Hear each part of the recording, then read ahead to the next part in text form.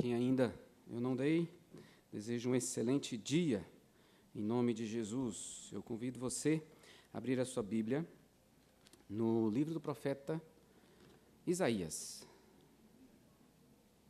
Isaías, capítulo 43.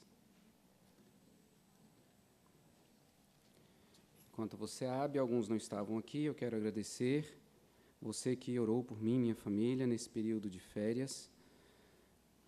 Talvez você não tenha noção da importância da sua intercessão, mas ela de fato foi ouvida pelo Senhor e tivemos um excelente tempo de descanso, de renovo, para aquilo que Deus tem a realizar nas nossas vidas e através de nós como igreja.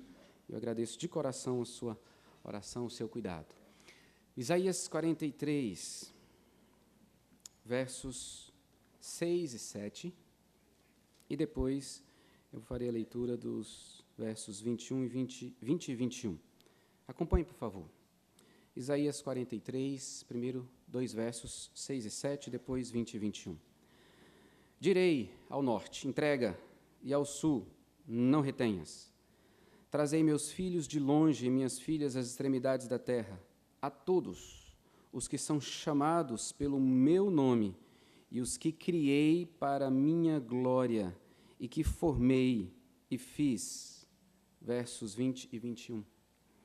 Os animais do campo me glorificarão, os chacais e os filhotes de avestruzes, porque porei águas no deserto e rios no ermo, para dar de beber ao meu povo, ao meu escolhido, ao povo que formei para mim, para celebrar o meu louvor. Esses textos deixam claro para mim e para você qual o propósito de Deus em criar o ser humano.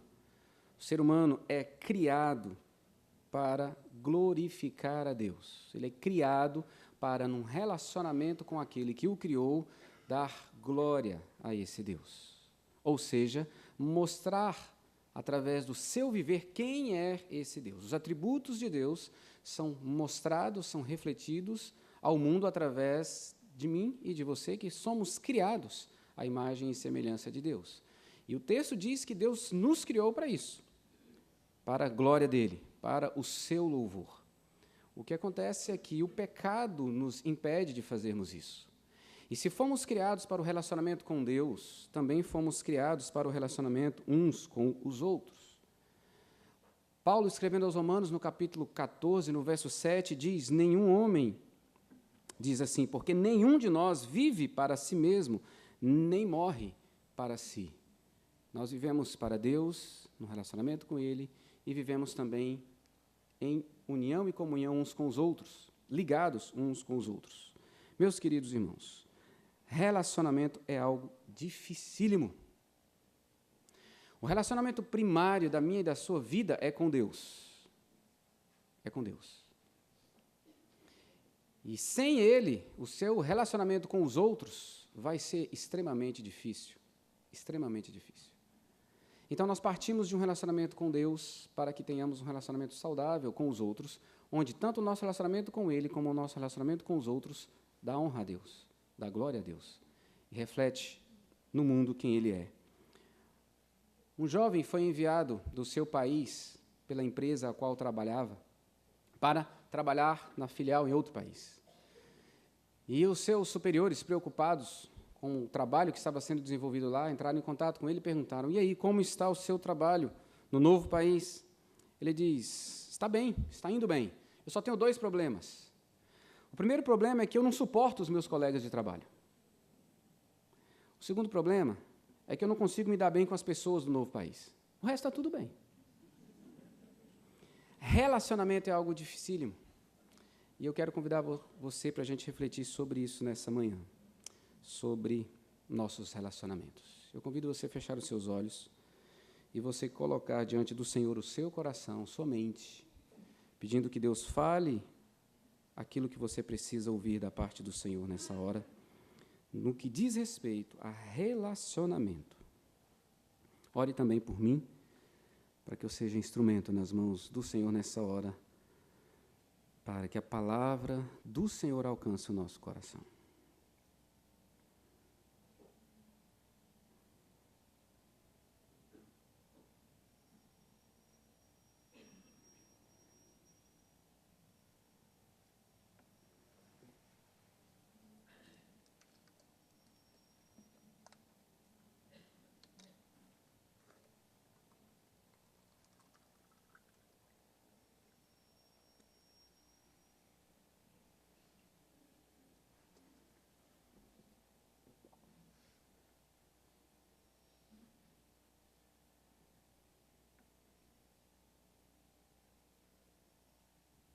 Pai, nós reconhecemos que, se não for a graça do Senhor a nos transformar, nos capacitar, nos inclinar a viver para Ti em relacionamento de entrega, nós não conseguiremos assim viver.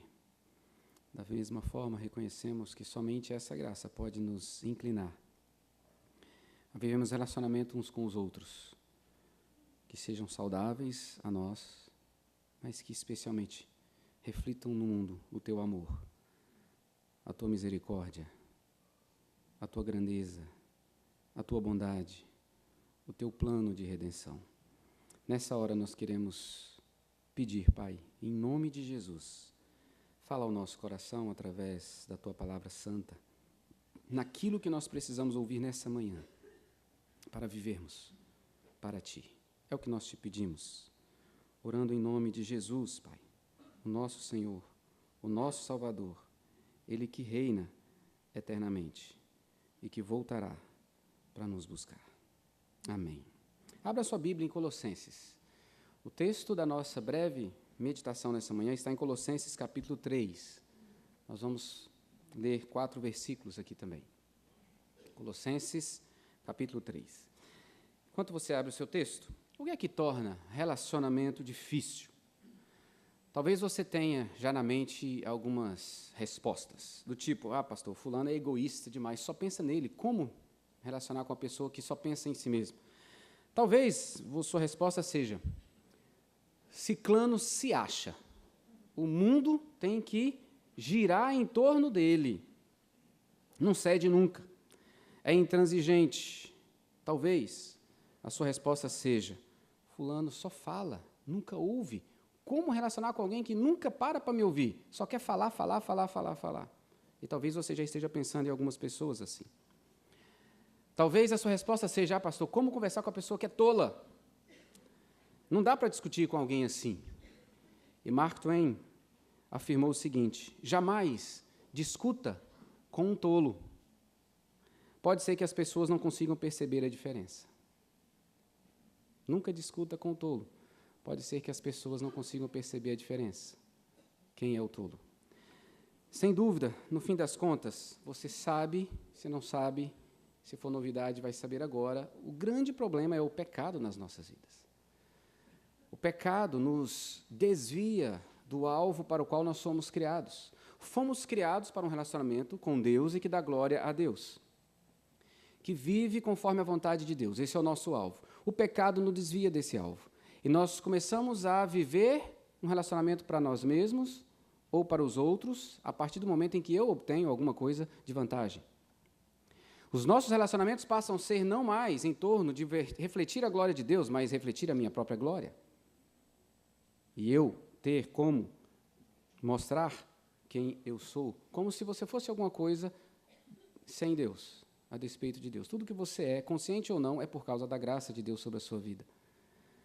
E o texto que nós vamos refletir nessa manhã, da Escritura Sagrada, é a palavra de Deus ao meu e ao seu coração, é para nos ensinar o que deve ser o fundamento, a base para os nossos relacionamentos. Então, acompanhe, por favor, a leitura. Versos 16 e 17 são os 2 primeiros versículos. Colossenses, capítulo 3, versos 16 e 17.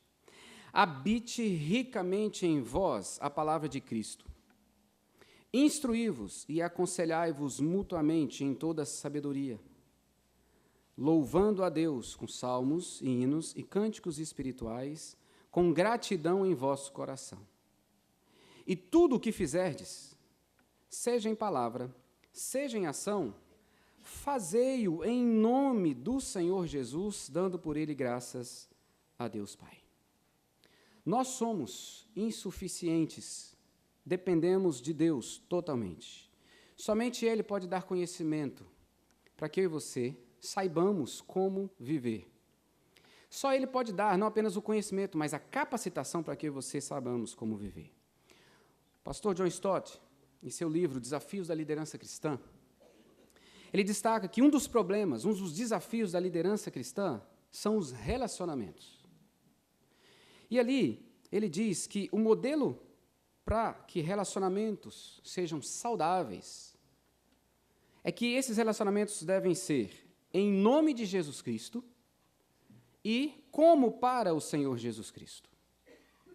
E eu entendo que isso não é apenas para a liderança cristã, isso é um princípio bíblico para qualquer cristão, para qualquer pessoa que é transformada pelo poder de Jesus Cristo, poder do Evangelho. Então, veja comigo, o primeiro princípio que Paulo traz para a gente, esses 2 versículos aqui, orientando a igreja como viver os seus relacionamentos para a glória de Deus, é que nossos relacionamentos devem ser em nome de Jesus. Então, vamos entender isso. O verso 16, ele diz como que a gente deve viver essa vida cristã no relacionamento uns com os outros. Tem que habitar a palavra de Cristo em nossos corações, nós devemos instruir e aconselhar uns aos outros com sabedoria, devemos fazer isso louvando a Deus com salmos, hinos, cânticos, ou seja, toda palavra, seja ela cantada, pregada, lida, ela deve ser fundamentada na Escritura Sagrada, tudo isso com gratidão no coração. Como que isso deve acontecer? Verso 17. Tudo o que você fizer, isso que ele fala no verso 16, seja em palavra, seja em ação, fazei-o em nome do Senhor Jesus. O que significa fazer em nome do Senhor Jesus? Não é uma expressão mágica. Significa que o que você faz como representante de Jesus Cristo. Fazer em nome de Jesus Cristo é fazer como aquele que representa quem Jesus Cristo é. Então você faz como Jesus Cristo faria. O seu relacionamento com o outro é como Jesus se relacionaria com o outro, como Jesus se relaciona com você. Fazer em nome de Jesus é fazer como seu procurador. Segundo aos Coríntios, capítulo 5, verso de número 20, diz para mim e para você quem nós somos. Segundo aos Coríntios, capítulo 5, verso 20, diz: de sorte que somos embaixadores em nome de Cristo, como se Deus exortasse por nosso intermédio. Em nome de Cristo, pois, rogamos que vos reconcilieis com Deus. Um texto onde Paulo fala da nossa responsabilidade de anunciar o Evangelho, para que as pessoas se reconciliem com Deus. E eu faço isso em nome de Jesus, ou seja, como Jesus faria. Meus irmãos, o que Paulo está dizendo é que eu trato as pessoas como Jesus trataria as pessoas. Eu amo a pessoa como Jesus a ama. Eu perdoo como Jesus a perdoa. Eu falo como Jesus falaria. Eu demonstro compaixão como Jesus demonstra. Eu me humilho para lavar os pés dessa pessoa, como Jesus Cristo fez. Então, o primeiro princípio para mim e para você, para relacionamentos saudáveis que glorificam a Deus e que trazem saúde para a sua vida espiritual, é relacionamentos em nome de Jesus. Você faz como Jesus faria. Como Jesus trata você? É como você trata as pessoas. E esse é um bom momento para você refletir. Se como você tem tratado as pessoas, reflete como Jesus trataria as pessoas. Como você conversa com as pessoas. Como você lida com aqueles que são diferentes de você. Como você olha para aqueles que ainda não conhecem o Evangelho e que às vezes blasfemam. Como você trata essa pessoa? É alguém digno de misericórdia, a quem você quer amar como Jesus ama, ou não? Esse é o primeiro princípio, e talvez nós não estejamos construindo os nossos relacionamentos a partir dessa visão, desse entendimento, mas uma vez que eu e você entendemos assim, o Espírito Santo começa a trabalhar na nossa vida e começa a nos incomodar se não caminhamos mais assim. Se você, que é salvo da condenação eterna, é uma nova criatura em Cristo Jesus, em você habita o Espírito Santo, você é chamado para viver assim. E é um privilégio seu viver relacionamentos tratando as pessoas como Jesus trataria, porque você é um representante dele aqui. Aqui. Esse é o primeiro princípio. Eu queria te convidar para fechar os olhos e orar um pouquinho. Pergunta para o Senhor. E eu costumo dizer que o grande problema quando a gente pergunta para o Senhor é que Ele fala. Como é que você tem conduzido os seus relacionamentos? E aí pense no núcleo familiar, pense na igreja, pense no trabalho, pense nas pessoas às quais você se encontra, aquelas que te servem no restaurante, no supermercado, na farmácia, no hospital. Como você trata essas pessoas?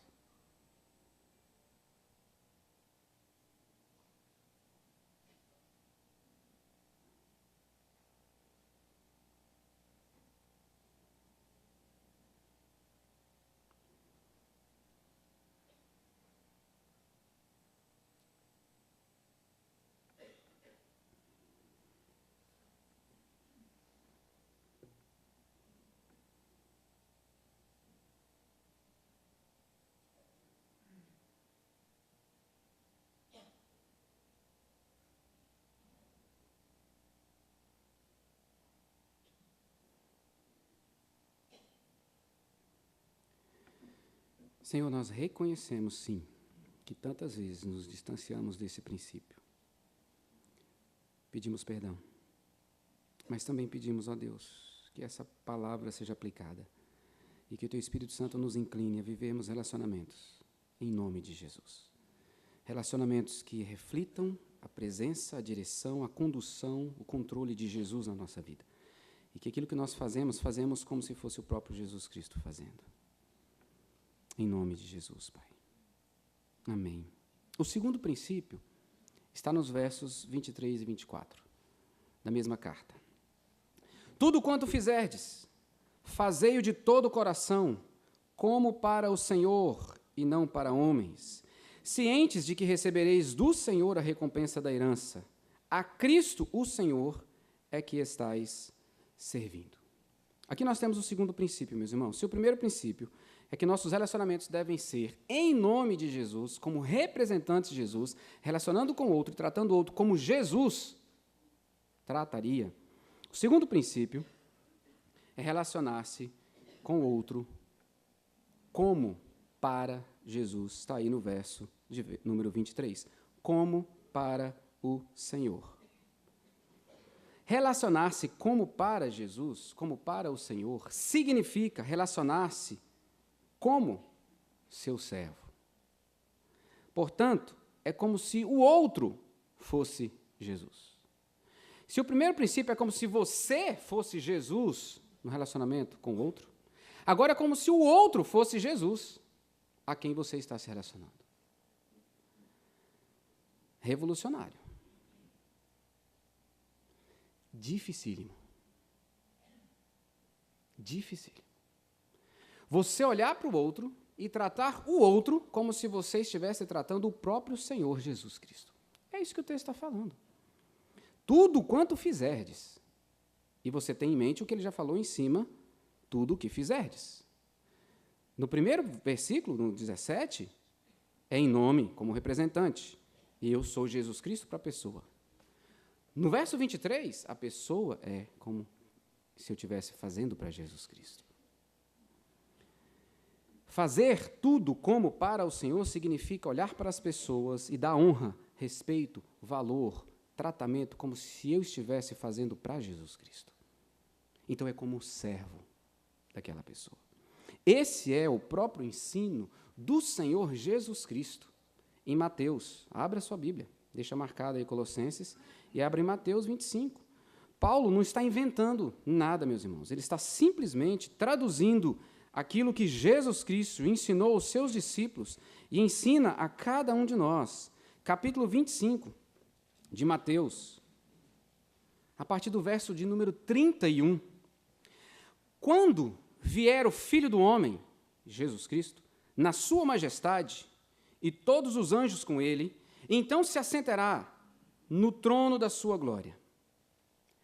E todas as nações serão reunidas em sua presença, e ele se separará uns dos outros, como o pastor separa dos cabritos as ovelhas. E porá as ovelhas à sua direita, mas os cabritos à esquerda. Então dirá o rei aos que estiverem à sua direita: vinde, benditos de meu Pai, entrai na posse do reino que vos está preparado desde antes da fundação do mundo. Desde a fundação do mundo. Porque tive fome e me destes de comer. Tive sede e me destes de beber. Era forasteiro e me hospedastes. Estava nu e me vestistes. Enfermo e me visitastes. Preso e fostes ver-me. Então perguntarão os justos: Senhor, quando foi que te vimos com fome e te demos de comer? Ou com sede e te demos de beber? E quando te vimos forasteiro e te hospedamos? Ou nu e te vestimos? E quando te vimos enfermo ou preso e te fomos visitar?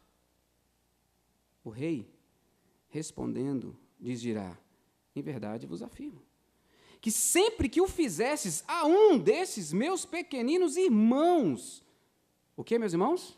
A mim o fizestes. Então, o que Paulo diz para mim e para você em Colossenses é o que Jesus ensinou.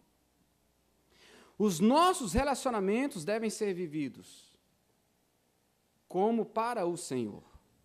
Então, eu olho para o outro e procuro ver no outro a pessoa de Jesus Cristo. Meus queridos irmãos, esse é um princípio que, se nós conseguirmos viver, nós revolucionaremos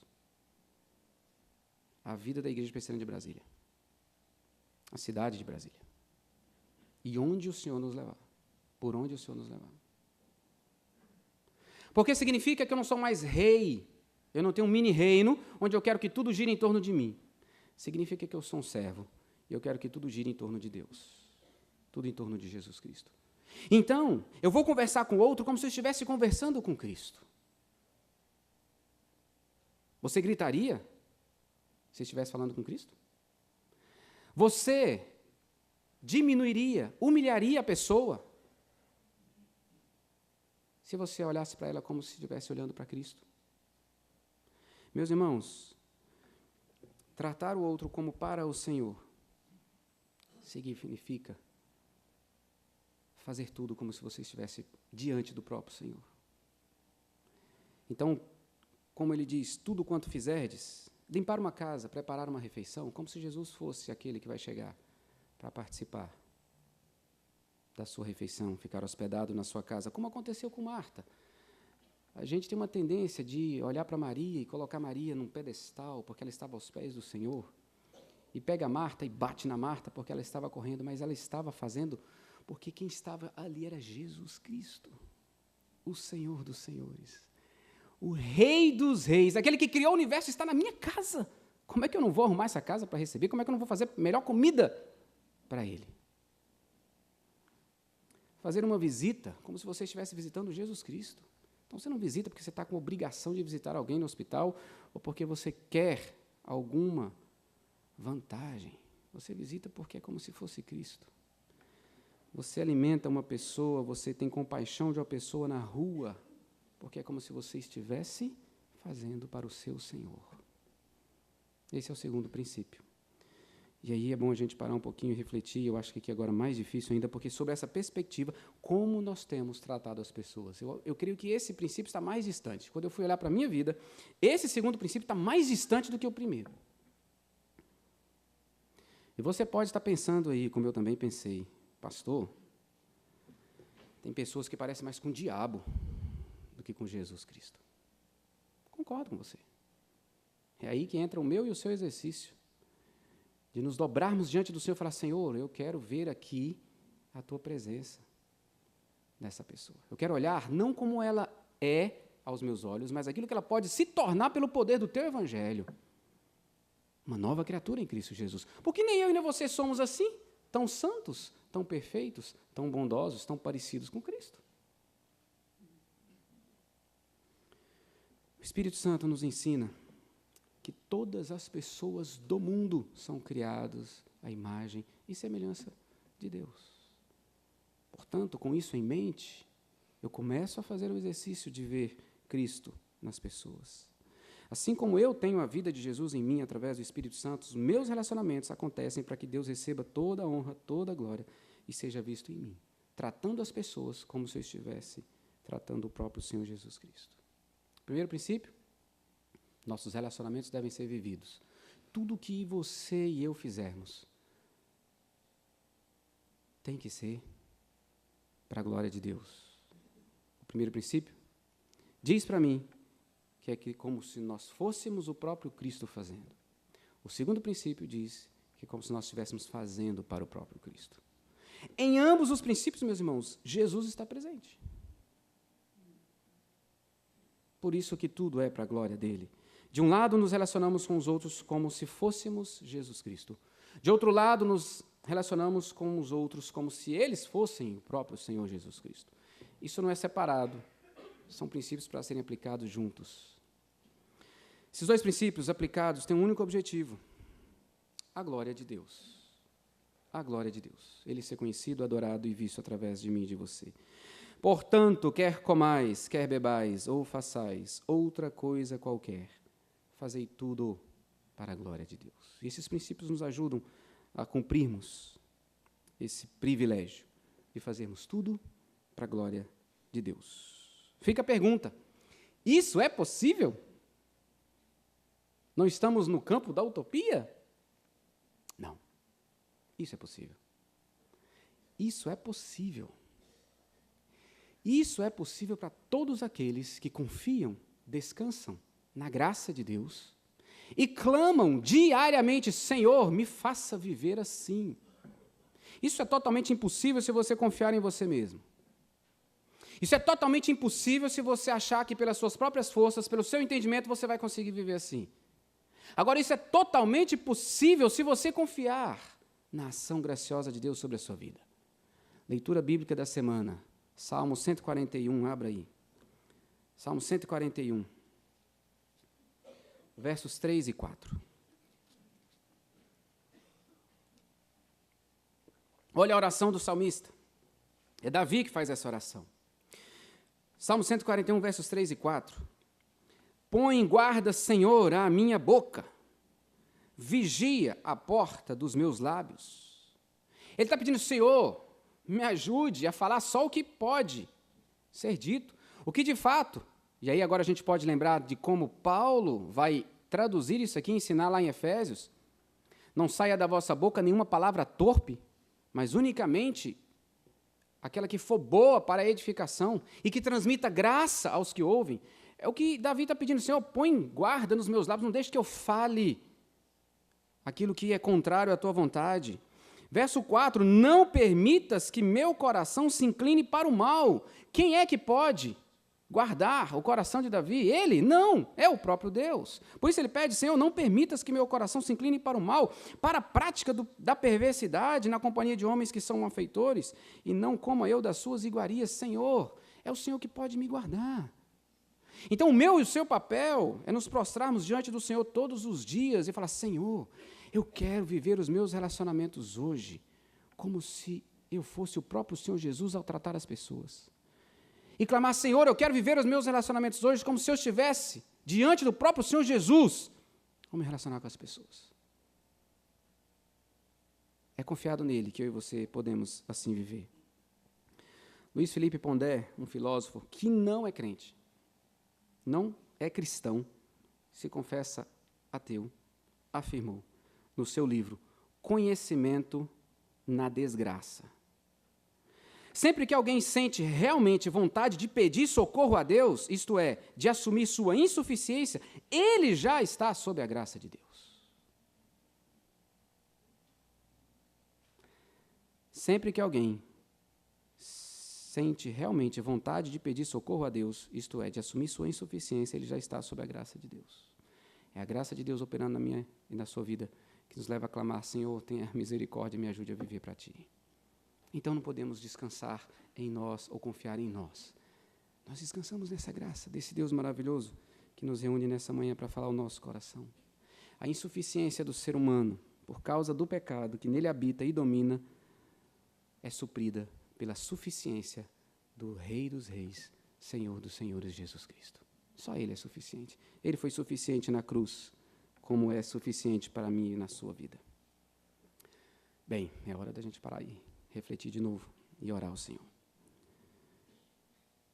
Como não entregar a vida nas mãos de um Deus suficiente, todo-poderoso, eterno, sublime, Deus que não muda, mas que mudou a minha e a sua história.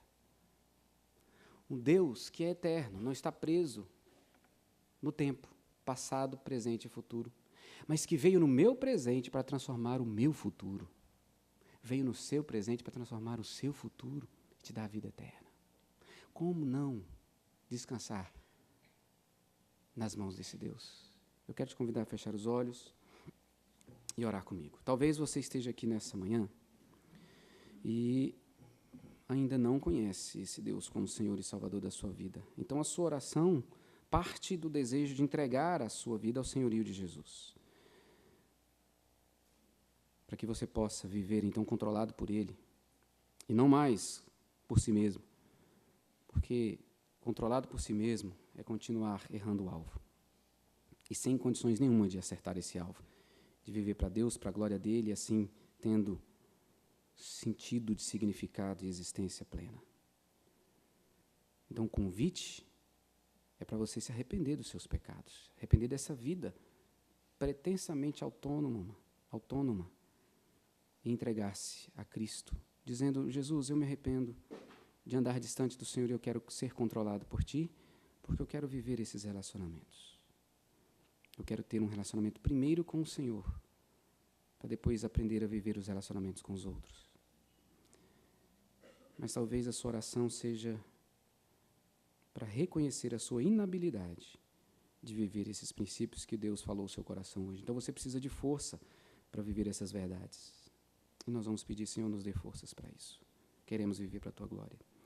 Talvez a nossa oração, a sua oração seja de arrependimento. Senhor, eu me arrependo pela forma como eu tenho tratado as pessoas. Meu marido, minha esposa, meu filho, meu pai, minha mãe, meus irmãos na fé, meus amigos, meus colegas de trabalho. Muda. Precisamos de pedir mudança. Mas talvez a oração que você precisa fazer, meus irmãos, meu irmão, minha irmã, você que me ouve, seja para perdoar as pessoas que não têm te tratado como Cristo nos ensina nessa manhã. O seu coração está escravo de um sentimento que tem destruído a sua vida espiritual. Então você precisa pedir capacitação para perdoar quem de alguma forma te tratou ou tem te tratado distante desses princípios nessa manhã. Deus, obrigado. Eu quero interceder por aqueles que nessa manhã desejam entregar a vida ao Senhor e tomaram essa decisão de que querem que Jesus conduza a sua vida. Não querem mais seguir os próprios passos, mas querem confiar em Jesus e aprender de Jesus. À luz dessa palavra, a Escritura Sagrada, a Bíblia Santa, que nos ensina, mas também nos transforma pelo seu poder. Pai, eu quero pedir por aqueles que nessa manhã reconhecem a sua inabilidade, como eu, para vivermos esses princípios. Queremos descansar, precisamos descansar na Tua graça. Não nos deixe confiar em nós mesmos, mas descansar no Senhor. Confiar no Senhor. Dá-nos forças para vivermos esses princípios. Deus, em nome de Jesus, eu peço que o Senhor nos leve ao arrependimento. Nós que temos tratado as pessoas assim. E uma vez arrependidos, podemos ir até as pessoas e pedirmos perdão. Pai, nos ensine também, nos dê condições de perdoar aqueles que têm nos tratado de forma contrária a esses princípios, que não nos têm tratado conforme o Evangelho, que ama, que perdoa, que respeita, que entende e que caminha, que fala com o objetivo de ver o outro transformado, mas que tem se relacionado comigo para me diminuir, para me explorar, me julgando, me machucando, me diminuindo, enfim, me escravizando, um sentimento de dor, um sentimento de maldade por causa da falta de perdão. Transforma-nos, Pai, nós precisamos do Senhor, que essas verdades inundem o nosso coração, cada um de nós aqui, para que vivamos em cada um dos nossos relacionamentos, para a honra, para a glória e para o louvor do Teu santo nome, porque fomos criados com esse objetivo. Nós te pedimos, confiados em Jesus, naquilo que Ele fez na cruz, conquistou para nós na cruz, em nome dEle e somente para Ele. Amém. Amém. Podemos descansar nessa graça que nos salvou e nos sustenta.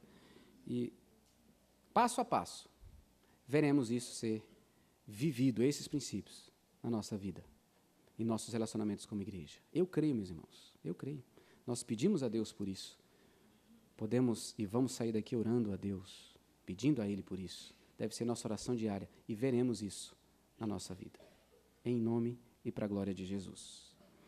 Unidos para o aprendizado e transformação, Deus falou o nosso coração e já está atuando na transformação quando nós nos abrimos e pedimos: Senhor, só o Senhor pode fazer.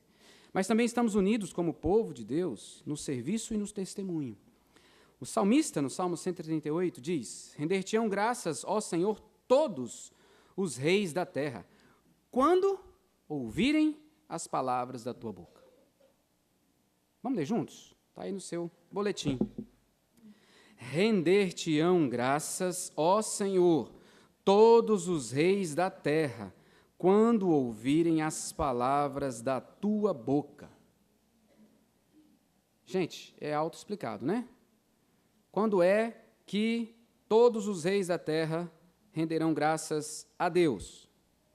Quando ouvirem as palavras da boca de Deus.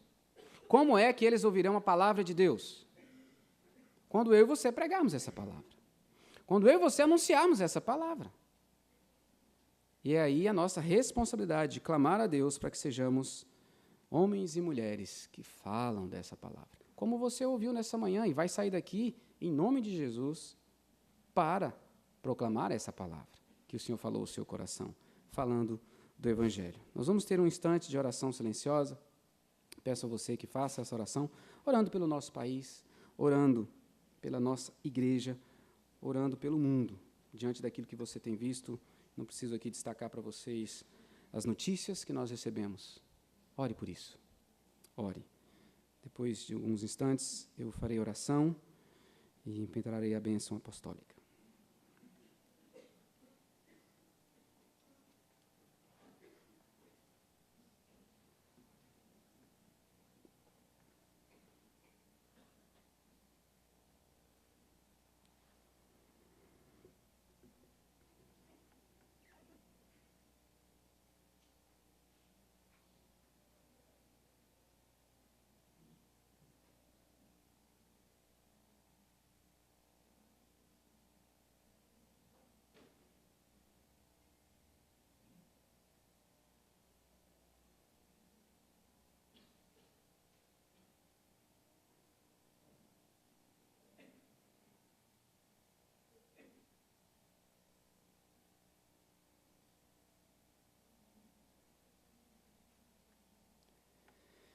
Pai, nós te agradecemos porque não apenas fomos salvos da condenação eterna para irmos para o céu, nós vivemos já essa vida eterna na terra e temos esse privilégio de anunciarmos essas verdades para a salvação dos teus escolhidos, para a transformação de vidas.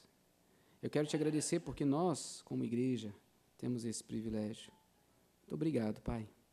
Obrigado porque nós podemos proclamar a tua palavra para que os reis da terra possam, a partir da ação do teu Espírito Santo, ao ouvir a tua palavra, se dobrarem diante do Senhor. Encha o nosso coração dessa confiança, para que não confiemos no homem, nos partidos políticos, nas estruturas, mas confiemos na ação do Senhor em transformar vidas para que essas vidas transformem, então, as estruturas. Somente vidas transformadas pelo poder do Evangelho podem transformar estruturas caídas, corrompidas. Ajuda-nos a viver para a Tua glória, Pai, e ajuda-nos a testemunhar dessas verdades. Como igreja, estamos unidos no serviço ao outro e no testemunho ao outro. Tem misericórdia do nosso país. Tem misericórdia do planeta Terra, Pai. Continua usando a Tua igreja para levarmos a palavra de esperança, de vida eterna, de transformação. Mas, Pai, que essas verdades sejam antes vivas em nosso coração. Não nos deixe viver como se isso não fosse uma verdade viva, como se isso fosse apenas uma teoria. Tem misericórdia. Aviva-nos, dá-nos fervor espiritual, Pai. Encha-nos de esperança no Senhor e uma vida que vive a partir da confiança nessa esperança, do poder de Cristo, no poder do Evangelho e da volta do nosso Senhor. Faz assim, Pai, nós te pedimos, em nome de Jesus Cristo. Amém.